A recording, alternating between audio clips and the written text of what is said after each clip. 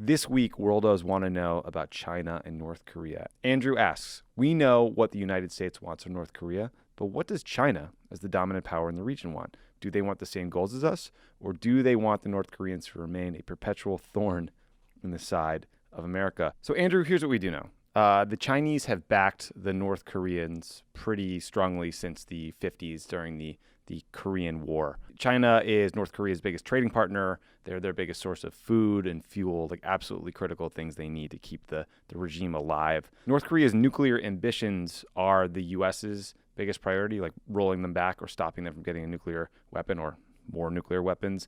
And certainly that nuclear ambition has strained their relationship with Beijing to the point where China has put sanctions on them in the past, even at the UN Security Council.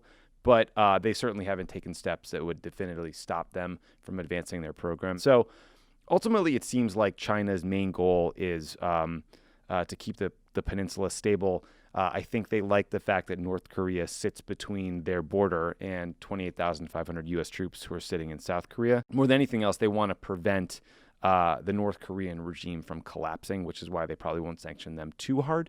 Because if the regime collapses, that could mean hundreds of thousands, if not millions, of refugees end up flowing across the border into China, which is enormously destabilizing and a problem for all involved. So that's my sense of things. But what do you think, Ben? First, they probably want their best friend back because Kim is now, played Writing this love game letters. with writing love letters with Trump. Look, it's a great question. One way to answer it, too, is to just go through what do they not want. What are the worst case scenarios? The worst is a unified Korean peninsula in which the North is essentially swallowed up by the South. U.S. troops are still there, and you have this kind of U.S.-friendly unified Korea on China's border. Tied for the worst would be a collapse of North Korea and floods of refugees and instability. Both of those scenarios are worse for the Chinese than the status quo, where you have this kind of crazy guy running a nuclear-armed country in North Korea. And that's precisely why there's been this problem of getting China's cooperation to pressure them. Because, frankly, they're more afraid of some of the scenarios that involve a collapse of North Korea or a swallowing up of North Korea than they are of this destable regime with nuclear weapons. I think in an ideal world, what they would want, they want the United States off the Korean Peninsula, so they want U.S. troops out. And they, want a Korea that they can kind of dominate. That's their long-term objective.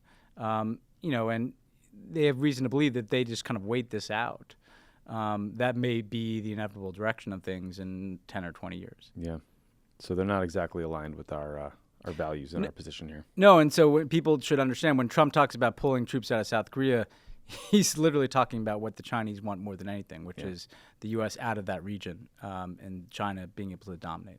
Well, there you go, worldos. Now you know.